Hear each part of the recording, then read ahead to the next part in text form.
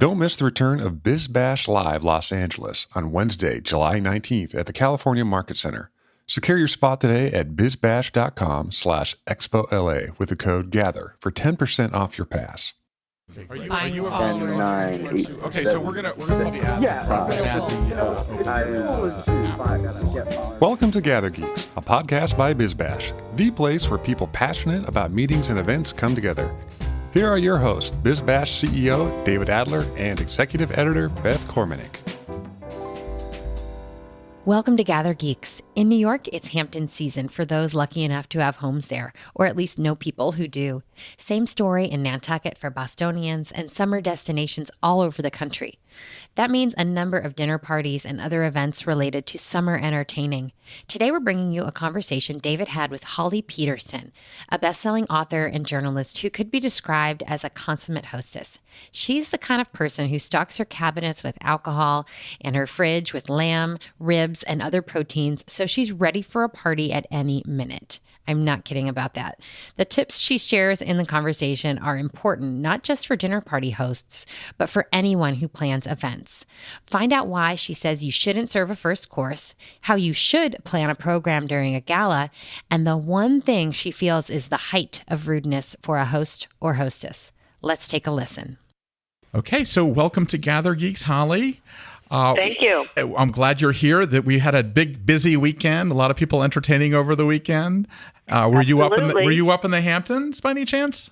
I was in the Hamptons, and I was, Instagramming and following everything that was going on that seemed worthy of the Technicolor class divide that's going on in the Hamptons with the 99% and the crazy 1%ers that come in, and that's really what my novel, It Happens in the Hamptons, is all about. And so it was a lot of fun. Tell us about the novel. What made you write this novel to really sort of explain what the story is up there?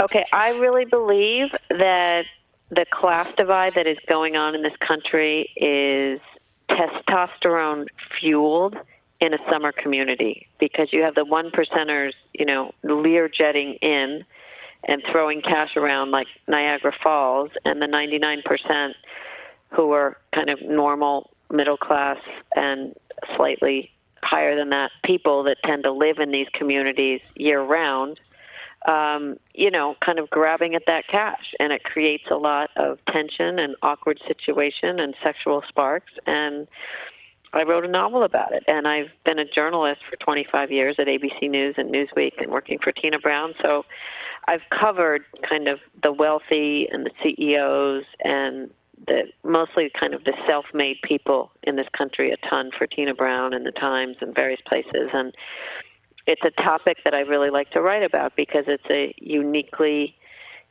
American trait to be kind of self-made and hit it big. And there's a lot of neuroses that comes along with it. That's kind of fun to look at. How did these people get to where they are, and when are they satisfied, and how did they do it? I think is endlessly fascinating. You grew up in kind of that world in some ways, and you were a big believer in events and entertaining and all that. What was it with you that made you appreciate the fact that people need to talk to each other? Okay, so I grew up with a father who was a Greek immigrant whose parents started out in a coffee shop that was open 24 hours a day for 27 years. Wow. And in fact, when they decided to finally close it at midnight one night, they got ready to close it and realized no one had a key because no one had locked the door for 27 years. That's amazing. He grew up that way, and he went on to become a cabinet member in a presidential administration and a big guy on Wall Street. And so I did grow up with a lot of access to people who were kind of in power, whether it was Washington or New York. But I also grew up with someone who's giving away probably 90% of his fortune and very much believes in giving back to the American dream and helping others, and the value of work for one's own psyche, but also for helping others and a sense of satisfaction in life. And so I work hard. I did grow up in a privileged way, but the Hamptons is really a land where there's so many different classes clashing like the waves in the Atlantic we all share. I mean, there's kind of the old world money people there. There's the brash new money people there. And there's a huge amount of people that, comprise a very big and thriving local population. And when all three of these worlds mix it up, whether it's sexually or socially, it just creates a lot of hilarious situations. And that's really what the novel's about. The novel seems like, candy with heels and parties and clothes and Porsches, but it's actually pretty substantive work of social satire about what's going on in this country with the divisions and the inequalities between the classes. And that's really what it is, a study of. I'd like to go back a little bit, though. I mean, you talked about the restaurant. I mean, the ultimate diplomacy is around the table. And also that must have influenced you a lot. I mean, the fact is that you see how people communicate and react around a dinner table and have discussions and conversations that must have impacted the way you think today in a big way.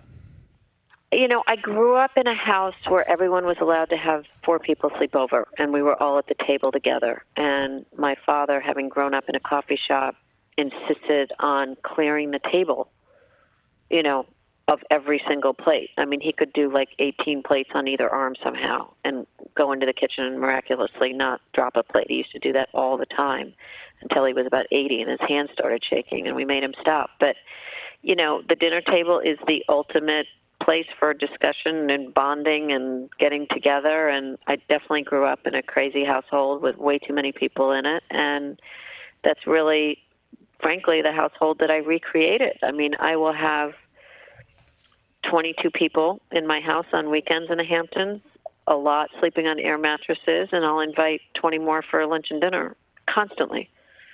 And before I know it, there's 45 coming for a meal, and it's an art form, frankly, to pull it off and not be nervous and make sure everyone's well fed and well watered. But I do it regularly, and I really enjoy it. What are some of the rules that you've learned to accomplish this without going nuts? Because you have to take care of yourself, too. I was a TV producer for a long time, and I traveled overseas and, all those coups in Eastern Europe and Gulf War I, and I had to broadcast with no electricity and, go to Russia and went in the winter with 60 people and feed people and get them, granola bars out in the field and 40 below, and because there was no food in Russia at that time. And, it's just, being a good producer is the same thing as being a good entertainer. It's the ability to see an event unfold before it actually happens. Like in Russia, everyone's going to be cold. There's no electricity. They're going to need food and water, and they're going to need it in the morning at 6 a.m. before they leave because it's too, you got to think about how to do it way ahead of time. I buy massive amounts of alcohol and sodas from these discount places early in the summer, and I have just shelves and shelves in my garage just filled with beverages. I have a fridge in my garage that is just filled drinks only. I have 2 fridges in my basement that's filled with, protein. So we always have lamb chops and fish and all kinds of things ready to go. And I have a pizza oven. We cook a lot of pizzas outside. You can, make 40 pizzas in a night, no problem, if you've got a 700-degree oven. So I've got a lot of tools and tricks of adding 25 people at the last moment and not kind of blinking an eye. But you have to also be kind of aggressive. You have to let people know where you are, what you're thinking about. You can't kind of pussyfoot around when you have all these people, right? I mean, what's your personality like? What do you mean? How do you like be so gracious and then get stuff done? Like, okay, that's an art. I have all this food in the house all the time, right. And I think that's really important. I have a crazy amount of nuts and wasabi peas and crackers and protein and, frozen ribs and frozen French fries and drinks and alcohol. I always have that in Army-level proportions in my house. And you're running a military operation all the time, it sounds like. I am. And so that's one thing. Secondly, I think they're lucky to get food and drink and come over and not have to cook it themselves. So I don't get anxious about people asking people to help out and go right. with, and anyone under 21 is, put to work. That's what I mean. You really are like not shy about saying, can you do this? Can you do that? Can you do that? Anyone under 21 should be in the service of anyone over 21 in my house. I mean, go get everybody drinks. Go make sure all the adults have a drink. Go get ice for everybody. Go serve everything. Don't sit out by, the pool and talk to each other and not engage. Get your butts in here immediately and get to work is kind of how anyone under 21 is treated. And I think they like it. They feel part of the group. There's also something about, you must enjoy this a lot. I mean, this gives you some sasatisfaction that you're entertaining. I love bringing people together, and I love introducing people. And as you and I have talked about in the past, I get a huge amount of satisfaction from connecting people. So, and I feel prowess and accomplishment when two people I introduce, become friends or do business together without me. I don't get upset that they're hanging out without me afterwards. I like it. It's a rare skill to be able to do that. I call them, you're a collaboration artist in a sense. Yeah. And not many people do this really well, and you have to really be in it. I mean, I know several people, we have friends in common that also have that same skill set. But you have some rules around it too. Why don't we discuss some of Holly's rules about how to do it right? And I think one of the first things that you mentioned to me is no first course. Okay, so I never, ever serve a first course, whether it's a seated dinner or a buffet. I think it elongates the evening into just too many sections that make it unpleasant for people. I think that when people sit, especially at a seated dinner, when they go straight to the entree, I think it's just fabulous for everyone because it's just literally the meat of the evening, and here we go, and we're in it. We're also done in 45 minutes at the most, and we can stand up for dessert now. And it just makes the seated part much shorter because I don't believe people want to sit for more than 45 minutes. You don't need to talk to the person on your left or right more than 20 minutes. Anything more than that, and you're bringing out the samurai sword and ready to go home. What about your cocktail rule, the idea of when people just arrive and how long should you wait for cocktails? Well, I'm the same way about the cocktails. I really believe that people arrive at your house a little grumpy and low on blood sugar and thinking about homework and their 6 a.m. flight or, and you've got to be really sensitive to that. Nobody wants a long cocktail hour, and if I could, I would make this an edict across America. Nobody wants a long cocktail hour. They want one drink, maybe two. They want a few filling, yummy hors d'oeuvres, and then they want to sit. And I think if you move the party along as fast as you can, I think that the people that want to stay for the after party and have long desserts and coffee and drink a little too much are the people that are having certainly a great time, but they're doing it on their own terms and of their own volition. They're not, forced like kindergarten to sit at a table and eat their peas. They're doing it because they want to. So I do really, really short drinks and really, really fast one-course meals. How about the spatialness of the cocktail hour? Do you believe in the small spaces where people are sort of crowded together, or is it a big relaxing field, or how do you? I think that it's, you don't want too big a room because it feels not intimate, and you don't want it too loud. Like, for example, I never play music for cocktail hours. Really? Because it's nice when you walk in and it's some cool music, but then it's only good for 30 seconds because you can't hear the person. That's a big problem. Hearing is a big issue. So it doesn't work. And I always put my bar kind of deep in the party because it gets people moving into the room to get to the bar. You never put your bar right by the front door because it just causes a traffic jam. How about drinks when you drinks when you enter? Do you do that with waiters? It depends on how many people I have, but I've been known to have, waiters like Buckingham Palace, swords in the air with, drinks. I do club soda, white wine, and champagne on trays. And I have 2 replenishing and 2 standing there is what I usually do for any kind of party over 70 or so, 60. Part of Holly's rules. Because it takes, 90% of the people will have wine, champagne, or club soda. If you want vodka, go get it on your own. Go get the bar. What about the responsibilities of the host as the greeter and the person that introduces people? You take that seriously. How do you? I take that extremely seriously. I think it is the height of rudeness as a host or hostess. And believe me, I see people, the richest, fanciest people around, and the most, quote unquote, well-bred, old world people as well. They don't introduce people. And all you need is to say, oh, so-and-so, this is so-and-so. So-and-so, this is so-and-so. You guys went to the same school, or you worked at the same place. You have to meet each other, your kids, or that, you don't always have to give them a tidbit, but you always have to introduce them, because when you walk into a party and you see a nice-looking couple, it's so embarrassing to say, hi, I'm George. You want to say, oh, yes, we were just introduced, and now we can talk. It's really hard to introduce yourself out of the blue to someone, and it's the host or hostess's job to handle kind of 80 to 90% of that right off the bat. And how do you research that in advance? I mean, you know a lot of the people, but let's say you don't know them. Are you pretty much researching up until the last minute? Well, if a lot of people at the party don't know each other and it's any sort of a function, I make people wear name tags, first of all. You don't have a problem with that? Do I have a problem with that? Yeah, well, there's a big issue over parties and name tags. Would you have any rules on that? If it's any kind of professional anything, they're wearing name tags in my house. Okay. Because what's the point? You're right. trying to network, and you're trying to meet the guy who's running this and the woman who's, stupid otherwise. Right.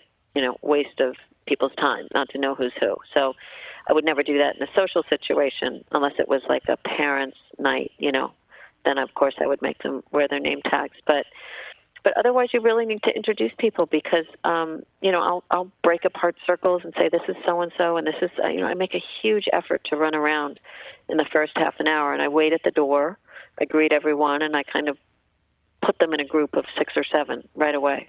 I do a lot of the same things at my business events. I greet everyone at the door even before I make a speech. And you have to. It really is a brilliant thing. You have to. You can't be deep on a couch drinking at your own party. How do you extricate yourself from long conversations when you're greeting people? Do you just say, "Excuse me, I need to. I'm working." Excuse me, I gotta handle something. Yeah, because that seems sometimes people get deep in conversation, and you have to. They do. Sometimes they do. They have to plan to get out of that. Mm-hmm. And so, okay, so we did the cocktail party, we did the first course. What about the food and the communal nature of how you entertain? You did a great book recently about this as well, and you look at food strategically. Yeah, I mean, I think that, food can't be too fussy. If you're going to do a buffet, you have to be able to cut it with your fork. There's no knives going on in buffets. You can't have a big piece of filet mignon or a big chicken breast in any kind of buffet. You must be able to cut it with a fork, whether it's small pieces of coq au vin or really soft pieces of fish or whatever. That's a big rule of mine. I always have a really plentiful buffet with a protein, a few starches, a few vegetables, a lot of salad, and I keep the food nutritious and delicious and not fattening, and it's out, I swear to God, within half an hour. And how do you serve? Do you have a theory on? If it's a 7:30 cocktail, the food's out by 8:10. No joke. Ever. Really? Always. And how do you is there one for the catering fans here? How do you? I have 2 tables, and I have okay. 2, sets of plates and forks and knives, and 2 tables going for food, even if it's kind of 25. It's too big a line. I have 2 kind of end tables at the end of my dining room. I also have 2 square dining room tables, so there's 8 at each table. Kind of breaks up the party a little bit. It makes for more intimate conversation. And then in my living room, I've got 3 groupings that are distinct kind of 8-person groupings, so that you can sit a lot of people effectively in small 8 or less groups where people can really talk. Do you social engineer the seating, or do you like name tags and place cards and things like that, or you just let things happen? I usually let things happen. I let things happen. And you find that because you sort of set the stage in the reception before people... Well, because the drinks have moved on quickly, because the dinner is only 1 course. It's 9:15 and people are kind of looking around like, wow, I can go home. Now I don't want to go home. Let me another drink and talk to... everyone's in a good mood at my house because they're not forced to do anything. They're not forced to... I know these Park Avenue hostesses that, close the doors until they have a 7:30 cocktail hour and they don't open the dinner door till 9:15. Oh, yeah. You want to kill yourself. What about... So then your theory on dessert is very interesting, too. Tell us about that. Dessert is always in stations. Dessert is always in 3 or 4 different areas. and it's different kinds of things like fruit salads and tartlets and chocolate bar and cookies. And sometimes, if I'm in Long Island, it's really fresh, beautiful pies and tons of ice cream. But it's always all over the room to kind of create the, force of people moving in a circle around the room, like centrifugal force, whatever that word is. It's you want to create movement at your party. You don't want stasis, and you don't want people with the samurai sword intention of right. So once leave. they finish, are they finished? Is everyone finishing at the same time and then going to dessert? Do you announce that, or do you just how do you orchestrate? Okay, here's that? the thing that you must do. Okay, rule. If Here you're a rule at a coming. seated dinner, yeah, another rule coming. If you're at a seated dinner, which is like a 12-person dinner in your house or 8-person, you'll notice that at the end of dinner, or if you are serving dessert at the table, people are starting to bring out the samurai sword. They're starting to get tired. They want to go home. They've got a kid with homework. They've got an early flight, or they just had a long day. So before that happens, like right on cue, when the last person has, had their third bite of, or fourth or fifth bite of the strawberry tart, you stand and you say, let's go in the other room for coffee or more dessert. So people can move. They can go home. They can have coffee in the other room. They can go flirt with the person they weren't lucky enough to sit next to. They can sit at the table and keep eating their dessert if they're talking politics at one end. But you want to make people feel liberated at your parties. There's no long cocktail hours. There's no 3 courses. There's no forced, sitting at the table. You want them to feel like everything is moving like a beautiful locomotive production, and then at the end it's like 9:15 and they're done, and they're so happy. And then they stay because they're so happy. Yeah. So, but how do you? And I will do this with 12 people, and I have a dinner party every summer with my parents with it seated for 180, and I do the exact same thing. And it doesn't matter. 7:30, and the waiters at like 8:05 are pushing people to the tables, and the people that are seated, here is your lamb chop and potatoes and beans on the plate, boom. And then all of a sudden, there's pies. People can't it's like so fast, they don't know what's going on. It's only 9:30. They're done with dinner. They're so happy, and then we dance, and we hang out all night. We have a great time. And how do you deal with if you decide to do some sort of central moment or a toast or something like that? When is the proper time to do that? I do a lot of toasts. We do a lot, in the middle of the entree. You just sort of stop in the middle. There's no rules around that. No. And I'm not like crazy. I mean, this isn't like I'm pushing people to move to the next event, but it's fast. It kind of makes you feel it when it's right. Yeah, I mean, the sun is setting. You've had one drink. You're on to your second, and, you're being told to sit. You kind of would like a little bit more drink time, or you're kind of like, okay, phew, I'm not going to have a long. It's not a bad thing for anyone. And sort of what happens sort of after the cocktails. I mean, after the dessert, you're giving people permission that they can go home or not, right? And how do you do that? How do you feel not obligated to stay if you don't want to? Well, that's the key of everything I'm saying. I mean, people. When you're socializing, you want to have fun, right? You don't want to feel obliged. You don't want to, on your way there when you're tired, you don't want to think, oh, God, I hope the cocktail hour isn't long. Oh, I hope I don't have a terrible seat. I hope she doesn't serve. I hope there's not like 5 forks at the table. I mean, it's like you want to kill yourself when any of those things happen. And you want to avoid that as a host or hostess or party planner or producer. You want to make people feel like, it's like if you're on a date with someone, right? You shouldn't sit there and talk for 3 hours.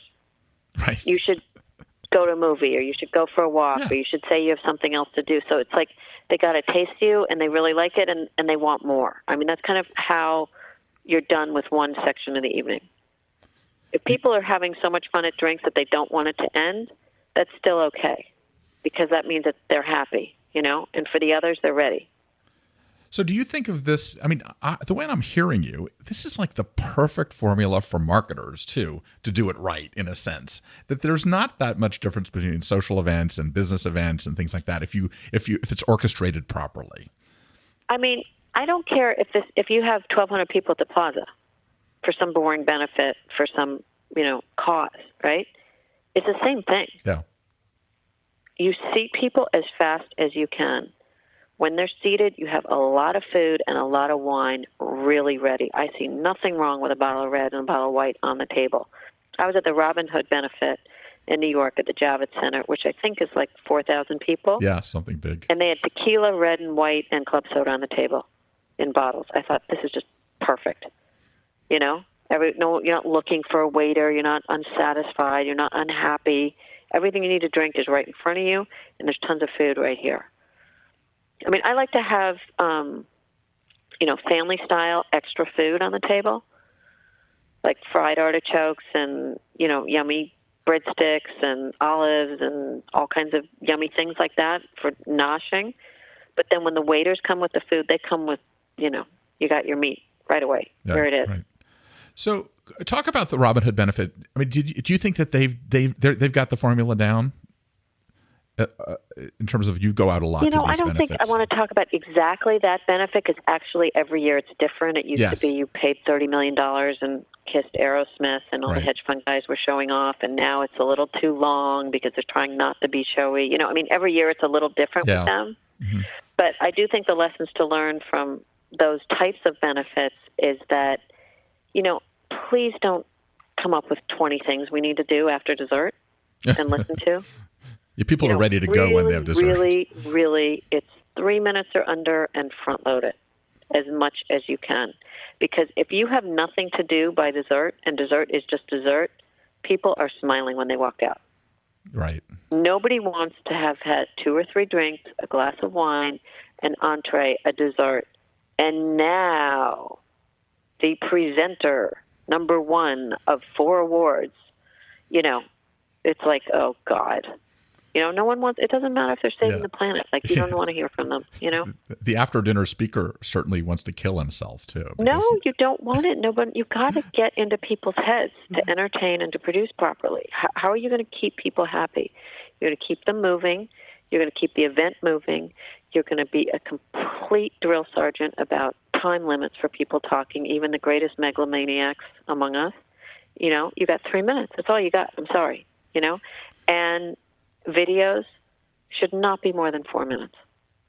Even that. People make these 9-minute videos. It's like too much already. It's 4 minutes, and you do it all front-loaded. When you do a benefit, when you honor somebody, what does that look like in your mind? Just simple? Well, I help a lot of people with those type of things, and I certainly go to them, and I'm on a bunch of boards, and I'm always advocating for, less awards, faster awards. You don't need a speech by the award presenter and the awardee. Move it along. Right.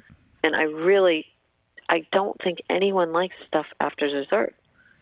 That's definitely a Holly rule. I don't think they want to sit there and listen to anyone after dessert. I think you should get it done before dessert.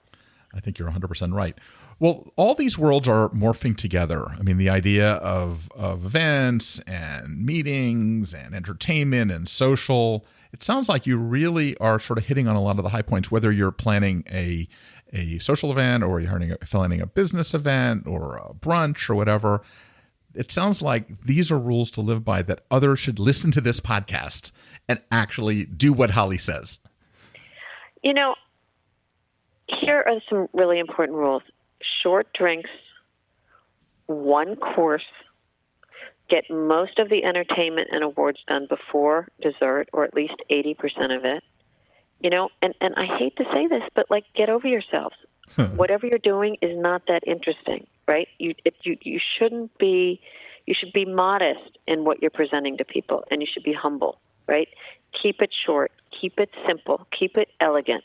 Keep it brief. If they want some more information, they can email you afterwards. Do not go on and drone on for 14 minutes about anything when you're in a large group. And do not, take up people's time in a way that is, really gluttonous. I mean, just try to keep it elegant and brief in whatever you're presenting to large groups of people, because it's, I do these things in my house all the time in my apartment. I've got a large apartment. It's excellent for entertaining. I loan it out all the time to causes.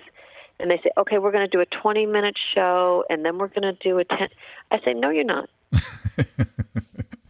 People are standing, and they've had and they want to get, you got like 12 minutes.